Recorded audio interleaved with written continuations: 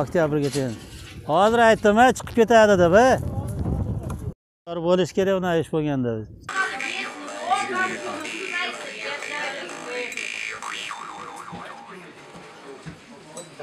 Анан кандайдыр бир канализация турбасы чыгып токтоп калган. Путиндин эстелиги экен, Ленин бар экен достор.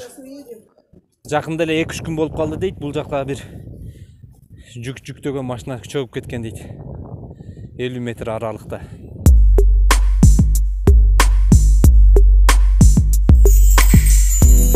Урматтуу достор, бул чыгарылышта Орусия өлкөсүнүн байыркы эски шаарларынын бири болгон Иркутский шаарынын тарыхы жана бүгүнкү күндөгү элдин жашоосу тууралуу айтып берем. Видеону аягына чейин көрүп, биз менен чогуу болуңуздар.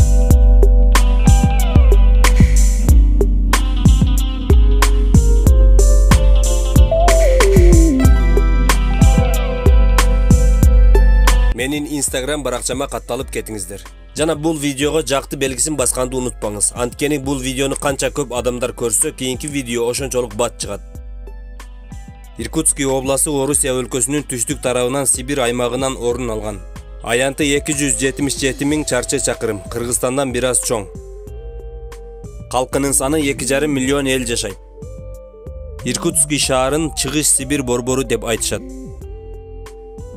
Шаардын тарыхына карай 15-кылымдарга кайрылсак.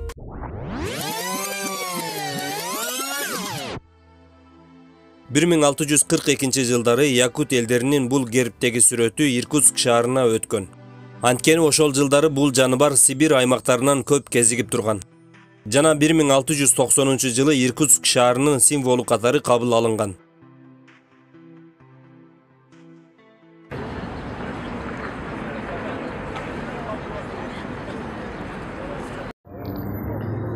Бул жака жазып коюптур, орусча, англисче, кытайча котормолорун. 2012 жылы жаңыланган экен. Ошол 1686 жылы Иркутскийдин символ герби катары кабыл алынган экен. Бул жаныбарды Бабыр деп түрк тилинен алынган. Жолборс, негизи чындыгында жолборс. Кадимки түлкүнү тиштеп турат. Сибир аймагынан ошол 15-кылымдарда көп кезигип турган. Анан эң кызыгы бул жаныбардын куйругун ошол 15-кылымдарда ушинтип тартып койгон, жалпак кылып. Азыркы сууда жашаган бобур деген майда жаныбардын куйругуна окшоштуруп койгон. Чындыгында бул жолборс. Темирден жасалган. Анан бул жагы керамика плиткасы. Ушул айкелди жана бул жактагы 130-квартал деген көчөнү көрүү үчүн жылына миңдеген туристтер келип көрүп кетишет. Бүгүн дагы эл, айрыкча студенттер аябай эле көп экен бул жакта. Ушундай Бабыр жаныбарынын тарыхы ар 5-10 жылда жаңылап ремонттоп турат. Ал эми достор, бул жагы 130-квартал деп аталат. Бүгүнкү күндө бул жакты модный квартал деп атап коюшат. Айтып келишет жаштары көпчүлүгү. Бул көчөнүн аты 130-квартал болгон. Жалаң гана ушундай жыгач үйлөрдөн кооздолуп курулган. Азыркы күндө модный квартал деп аталганын себеби ушул көчөнүн аяк жагында модный квартал деген чоң соода борбору салынган. Ошол себептен модный квартал деп акыркы 5 жылдан бери аталып келет. Азыр ушул көчөнү сиздерге бир катар көргөзүп чыкканга аракет кылабыз.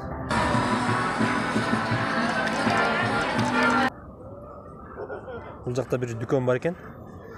Кайда барсаң мамайдын көрү деген.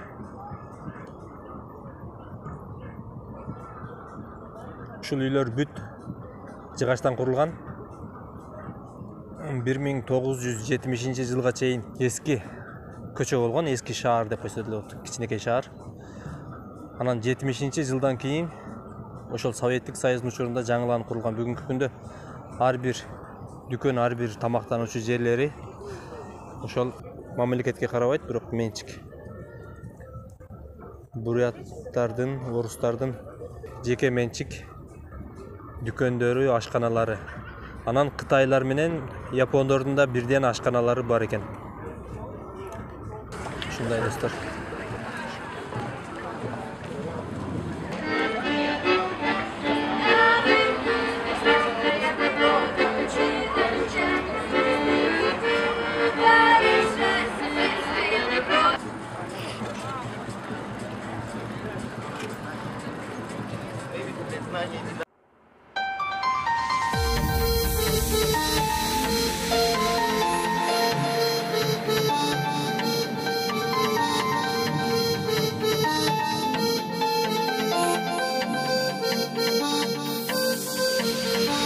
Мындан 3 жыл алдын шаардын мэриясы тарабынан ушул тамактануучу жайларды жаап салуу сунушу киргизилген.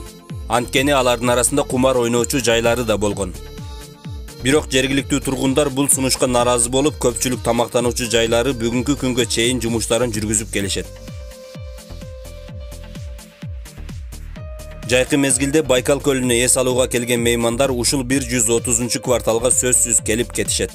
Анткени бул жер ошол чет элдик меймандар үчүн айланып чыгууга ыңгайлуу. 18-19 кылымдарда Иркутск шаарында өтө чоң өрт болгон. Кээ бир тургундардын айтуусунда бул 130-кварталдагы үйлөр ошол өрттөнүп кеткен имараттардын жаркын элесине арналып курулган дешет. Чындыгында бул сапар ушул 130-квартал тууралуу сурамжылоо жүргүзгөнбүз. Бирок көпчүлүк жаштары бул жер тууралуу эч нерсе билишпегендигин ачык айтышты. Кээ бир маалыматтарды Владимир Викторович аттуу жарандан алдык.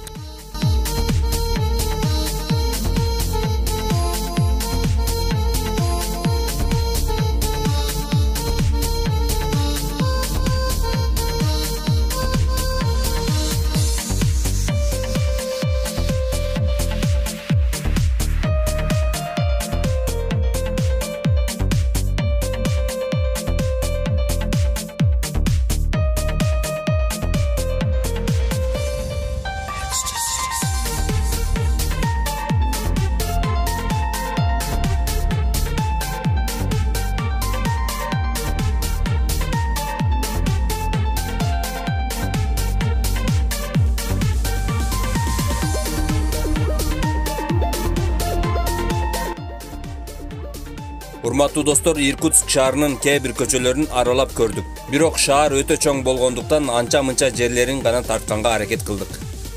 Жана Иркутск шаарындагы мекендештер тууралуу чыгарылышты бул видеонун экинчи бөлүгүнөн көрө аласыздар.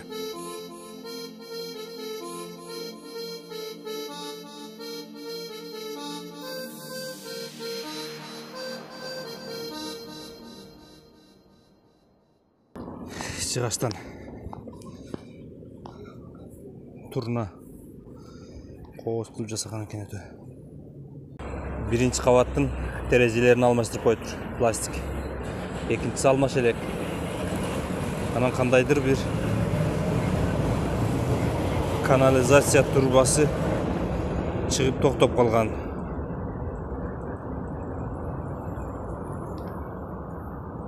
Ушундай Наулуй Советтик Союздун учурунда курулган.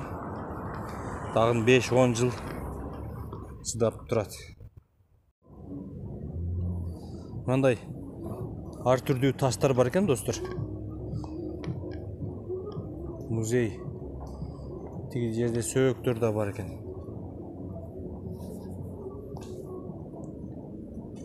Мамын пилдин сөөгү эмне экен?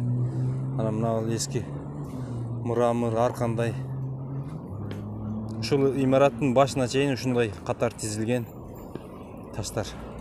Же башка планетадан келгенби? Жазып деле коюп атыптыр. Бирок ушундай экен. Ушундай чоң көчөдө жалгыз СССРдин байрагы калыптыр. Эски имараттардын бирөөсүндө.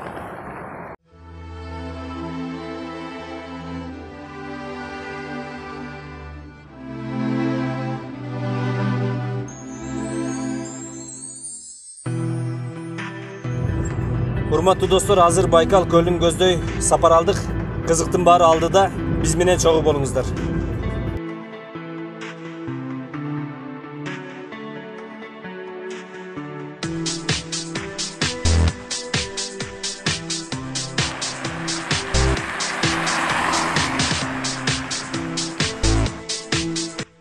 Иркутск шаарынан Байкал көлүнө чейин 59 чакырым экен. СССРдин учурунда тургундар темир жол аркылуу каттап турган. Бүгүнкү күндө күнүнө 2-3 жолу эл ташуучу унаалар каттап турат дешет. Жол акысы 100 рубль экен.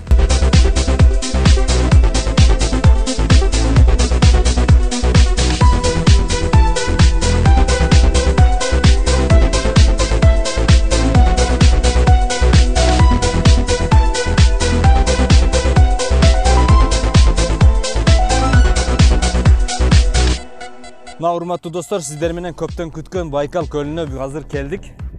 Тереңдиги 40 метрге чейинки тунуктукту кармаган Байкал көлү.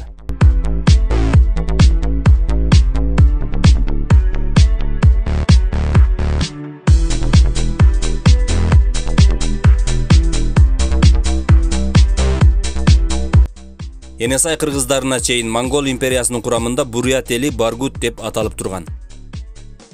Ошол учурда алар ушул Байкал көлүн жээктеп жашаган. Бүгүнкү күндө калктын 60% ашыгы Бурят эли. Биз Байкал көлүнүн көп жерлерине жеткен жокпуз. Ар жылы жайкы мезгилде мейман тосуучу Листвянка деген жерине жетип кайттык.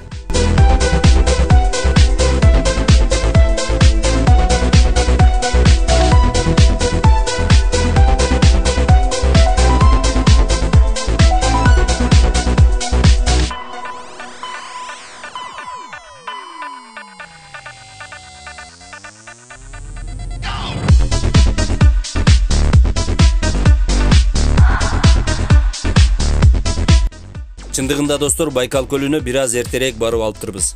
Анткени биз бара турган жерде Байкал көлү эми эрип баштаптыр.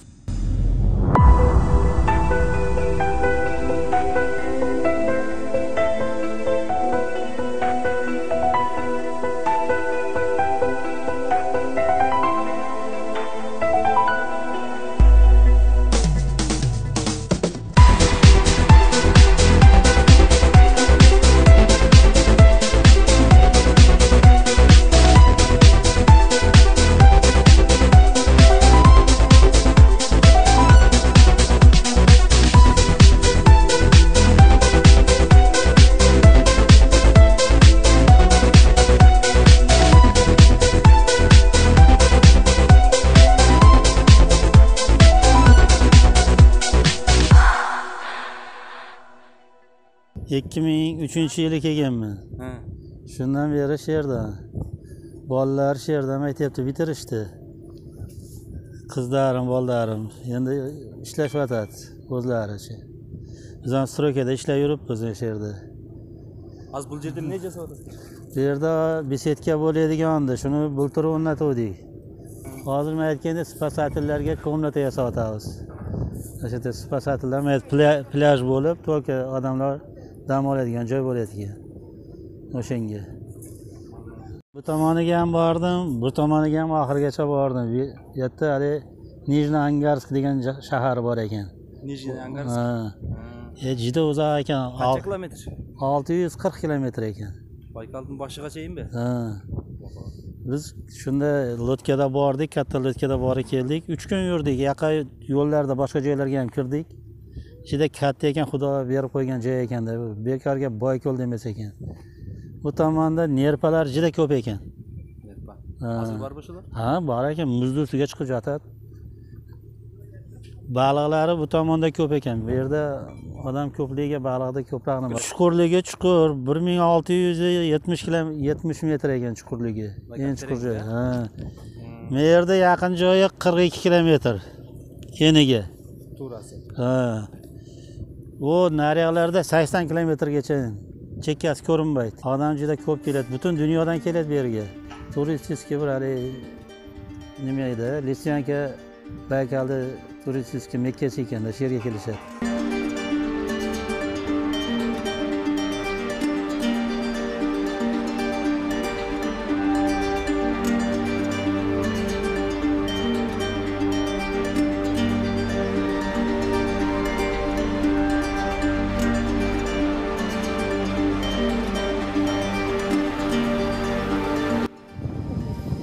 Kamçıyek balık aldı dostlar.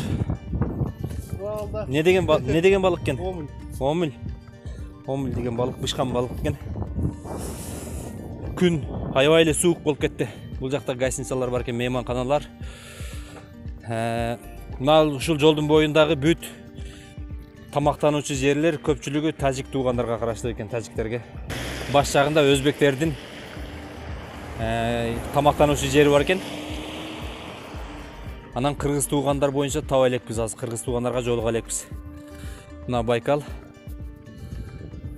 Азыр муз. Жакында эле 2-3 күн болуп калды дейт. Бул жакта бир жүктөгөн машина чөгүп кеткен дейт. 50 метр аралыкта. Муз эрип май айына чейин эс алууга көл, Байкал көлү даяр болот дейт. Келип эс алсаңар жакшы. Сибир аймагынын эң кооз жерлеринин катарында. Азыр базарчыгине кирип көрүп чыгабыз. Мындай кургак жер жемиштер бар экен достор.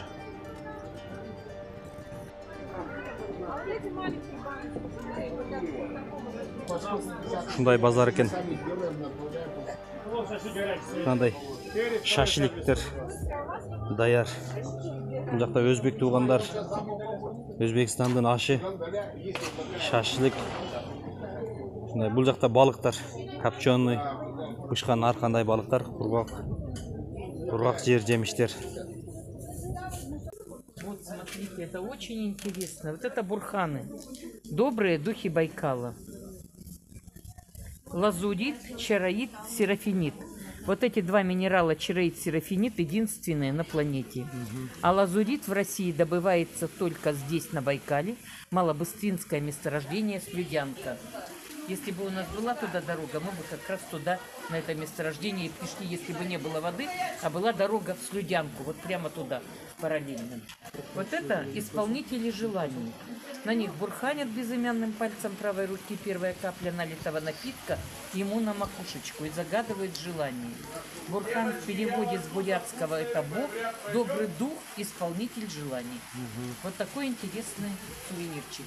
Мрамор. Это шаман, фигурка шамана. Вот это вот у нас охотник, фигурка охотника. А вот это симпатичная девушка-рыбачка. Вот видите, какая троечка славная. Ну и варган, естественно, музыкальный инструмент, который вот так.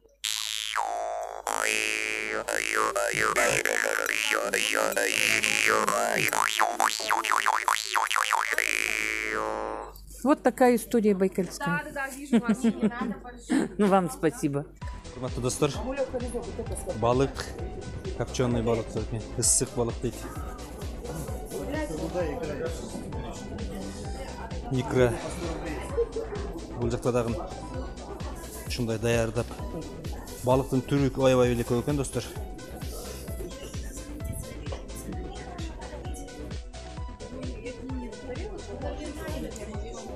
Ал жерде да кооз жерлери бар экен.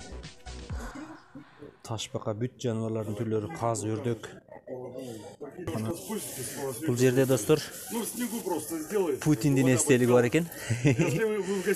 Путиндин эстелиги бар экен, Ленин бар экен достор.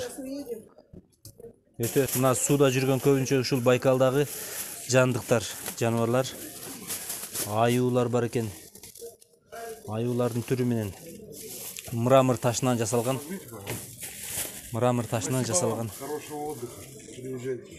айкелдер экен. Кинг-Конг. Ташбака, жылкылар бар экен достор. Мындай таштан, мрамор ташынан жасалган ушундай.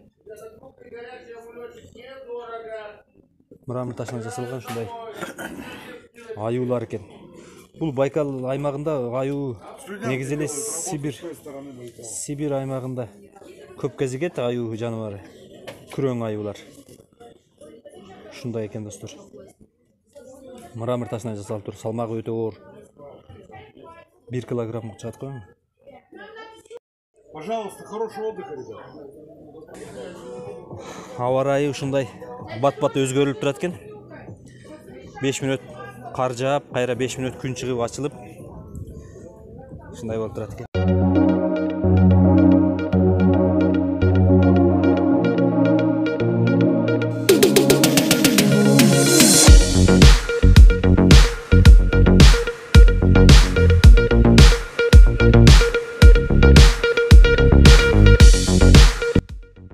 Сууга карап түшүп кетти. Бул жерде аябай сонун тепкичи бар экен.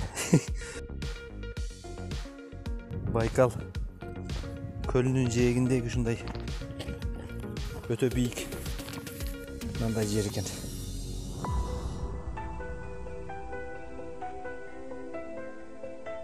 Урматтуу достор, сиздерге аз да болсо Байкал көлү тууралуу бир аз маалымат жеткиргенге аракет кылдык. Ал эми досум экөөбүз Байкал көлүнүн муздак абасы менен дем алып, кайра Иркутск шаарын көздөй сапарга чыктык.